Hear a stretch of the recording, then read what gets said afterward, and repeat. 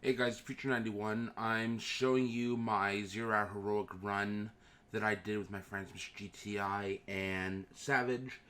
We did this on Saturday, and I'm just getting to putting it up now. So as you can see, I'm running Arbalest and Kilo Shotgun with 21% Delirium. In this first part, I'm going to focus mostly on the Shanks, as Arbalest has the disruption rounds, so it helps to destroy any Shank shielded or anything of that sort. It's also good for taking out those sharpshooter tank or Shanks that are back there. With that Kilo Shotgun, I'm able to do more close range damage and take out anyone who rushes up on me like that. So at this time, my friend Savage is running an Arbalest and Recluse, and I believe he was using a sleepless rocket launcher. And then Mr. GTI is running Mountaintop Recluse, and I'm not sure what his power weapon was. Oh wait, no, it was 1,000 Voices, as I can see right here. So we made it through the first part in under a minute, which is a very good time. We're on to the next part. I'm going to take out the snipers here again. And then I'm going to move up to work on the heavy Shanks and anything else close. With the Kilo Shotgun, as they handle the right side, I'm handling the left.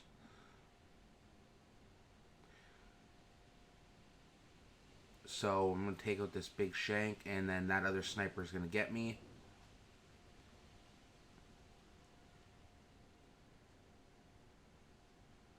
So now I'm going to switch over to my 21% Delirium, and I'm going to engage the sniper Shank that's up there.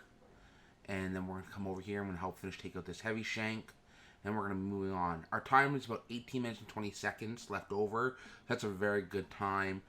And it was great. We were able to get that done that fast. So this next part, as you can see, I'm pretty much out of ammo except for my Delirium. So it's going to be pretty much I'm going to use my heavy to try and get more special ammo so I can then engage with my other weapons. And Mr. GTI is going to jump up and take out that Shank. He's going to jump over and take the other guys out. I'm going to toss my Void Grenade over to them because I have, with the artifact for Season 8, they brought out that Void Grenades do disruption rounds, so that's why I'm using the Void. I've always been a Void Hunter, and with that, it does increase it. So I'm using my Delirium, even though I've got special ammo to take out those Shanks. Now that I have ammo, I'm reloading quickly, and then I'm going to go up and engage the rest that are up there with my Kilos as they are fire shielded.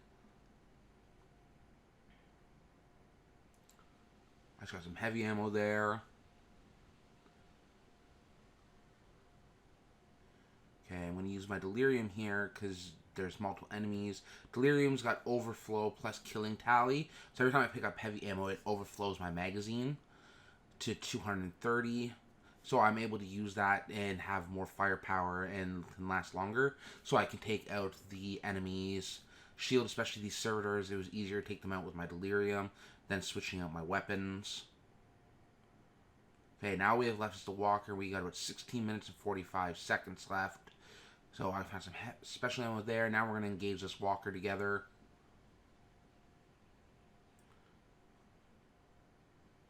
And as you can see, that Kilo Shotgun up close does a lot of damage, especially when you're getting to this part. And now we're cleared to move on. At this next part, my friend Savage is going to launch his super. He's using the Solar Hammer Throw.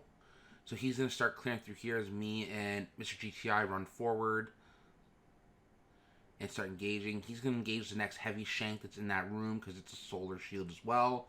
I'm going to help with my Delirium, and then we're going to move up and take out the rest that are up there.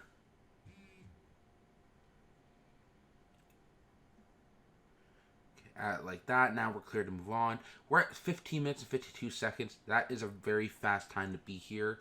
We were actually questioning if we were ahead of time or below time. I thought we were a little below our time, but we were actually ahead by a couple seconds, according to GTI, so that's great. We're now moving on to the next section. I'm going to move up here. We're going to take out these contacts quickly. And we're going to move on to the next part.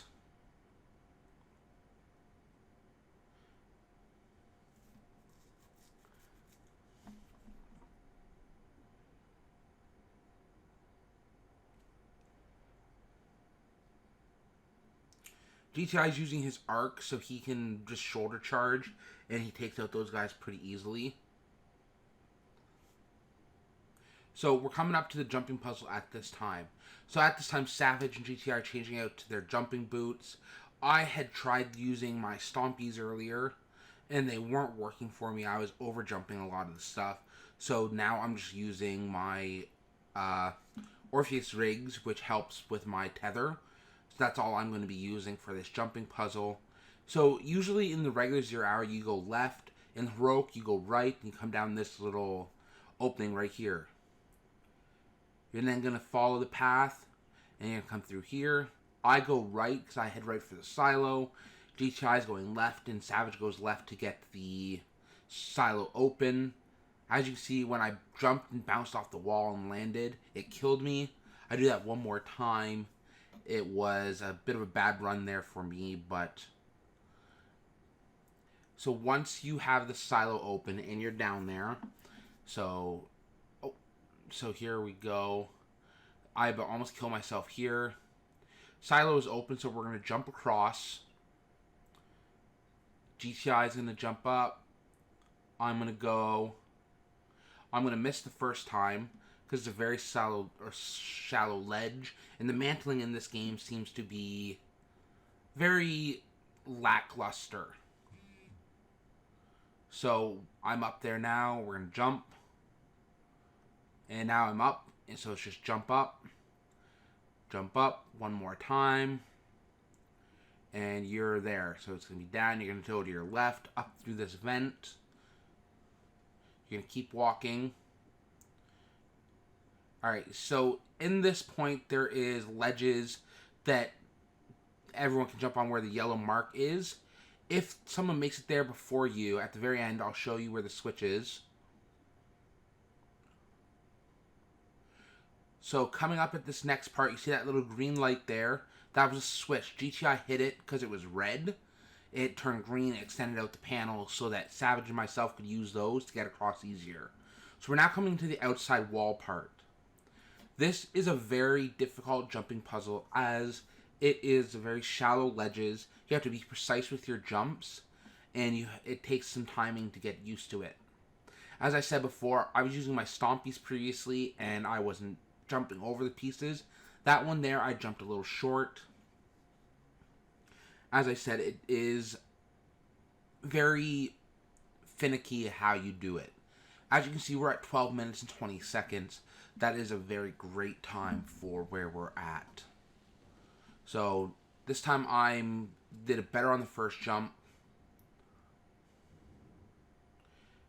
After you get the locations of where the jump should be, you can start to understand how it works better. You always want to aim in the middle where the culver is, because it gives you a little more jumping room to land. So you're going to jump up these ledges here. We're then going to jump across. Land on that. We can jump one more time. So this panel drops out on you. You have to land on it and jump off again immediately. As you can see, my friend GTI, he died in the flat part. And I tried to get up to him to revive him, and I missed the jump. So I have to go all the way back to start at the starting again of the jumping puzzle. So I'm back here, GTI is just ahead of me, and we're going through it again.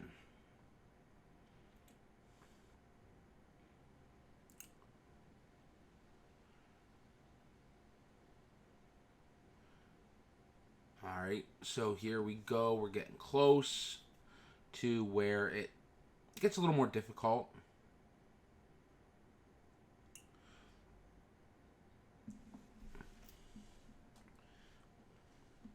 So we're jumping up the ledges. Alright, next part is jumping across to this. Again, this panel drops out on you, so you're going to be careful. And then you're going to jump up immediately here. This is a round corner. You need to jump out and then across. Wait for those ledges to come up like it did, and then you run. You land there, jump, land, jump. And then you're going to jump up to these ledges here. On these ledges, you need to jump up, out, up, and over until you see that ledge that sticks out there. That's where you're going to go in, and now you're into the next part. You're now done with the jumping puzzle for that outside wall part. Now you're at the slide, which, as you can see, there's protruding piece out on the right and the left. So here you want to start on the left-hand side, and then you want to move as soon as you get past the first protruding part, move far right as you can. As soon as you get to that red light, get ready to start jumping. You're going to double jump or use all your jump to slow yourself down. You're going to jump up to here. Now you see the pipe that's on the left-hand side there. You're going to jump up onto that one. Then you're going to jump up onto this pipe that's on the right, which will allow us to get up to where the fans is. So from here, we're back to just a normal 0 hour heroic. Now we're just going to jump through the fans like normal.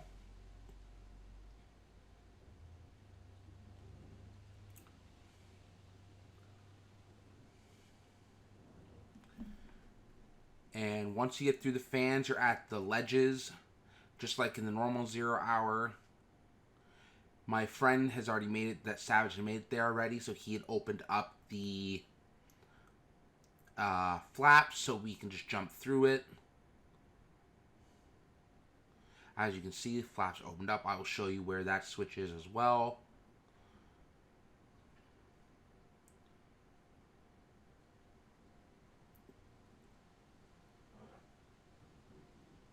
So as soon as you come down, if you're the first one here, you jump through this. On the wall there, you see the green light that was back there. That is the switch. You hit that switch, opens up those flaps for your buddies to get through and make it easier. Alright, we're coming up now to Trevor. Trevor is the mechanical bot that runs around and runs you over through the maze. So Savage has already done the whole left side. If you've done the regular 0 hour, you know how it works. You go around, hit the switches on the left and on the right. Savage has already done the left side and moved up to the front right.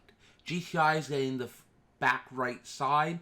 Since I'm coming in a little late, I'm running straight for the exit. We're at 8 minutes and 10 seconds at this time, which is a very fast time for this 0 hour. Any videos I've ever watched, they get here at about 7 minutes. So at 8 minutes, we're at a very fast time. As you can see, I'm checking back behind me to see where Trevor is. I'm waiting for this electrical wall to go down. Alright, it's down. I'm going to move. I can hear Trevor coming behind me. I saw the red mark. So at this time, I'm going to get in the hidey hole here. There are multiple of them across the wall, as you should know. If you've done the regular 0 hour, it's going to be multiple marks there. I checked to see if Trevor moved past the wall, which he did. So I'm going to move into the piston room at this time. It's going to rise me up and up and up and up. I'm going to miss the first jump. And I'm going to land back on the right-hand side of the piston elevators on another elevator. I want to wait for the elevator to take me back up. GTI and Savage have gone through. They are now on to the next part. And they're going through the void puzzle, or the solar puzzle, which is what it was this week when we did it. There's also a switch there that Savage hits to unlock, so I don't have to walk the solar path. I can just run straight through it, and so can GTI. So at this time, we are moving on to the final boss battle in a few moments. And once we get there, we're gonna start engaging this. Savage is almost there already by now. He's starting the fight. GTI is right behind him. I am going down the last slide at this time. Just like before, watch for the protruding. As soon as you get close to the bottom, start jumping. And then cut back through. Take the pipe, or the air vent on the left-hand, or right-hand side, sorry. And keep following it through. We're now at the Cryptarch Vault like before. Same thing, right-hand side, the door opens. At this part is where the puzzle would be. Because GTI and Savage already shut it off, I don't have to worry about it. So I'm running straight through it. Okay, we're at 5 minutes and 54 seconds. That is still a very fast time. Savage has already been doing the fight. GTI is just getting there with him. So we are quite ahead of schedule here. I'm on my way in at this time, and we're going to all start engaging to take this out together.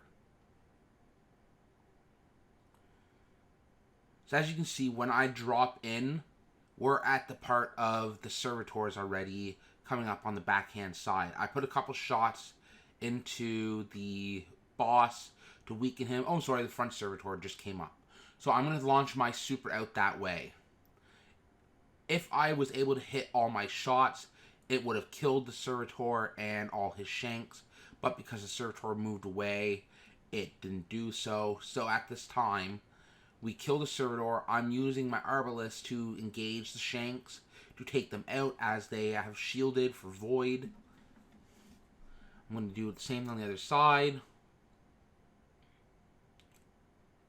I now ran out, so I'm going to run up looking for ammo. Cool, I found some ammo. At this time, I'm going to move to the back. I'm going to try and take out these shanks on the left-hand side or right-hand side here, but they get me. So I'm then going to now wait, respawn. I'm going to get back in. I'm going to engage the shank in the servitor at the back after I take out these dregs here for the ammo. As you can see, I move over this way. And now I'm going to get up on this barricade and I'm going to start engaging that shank with my delirium.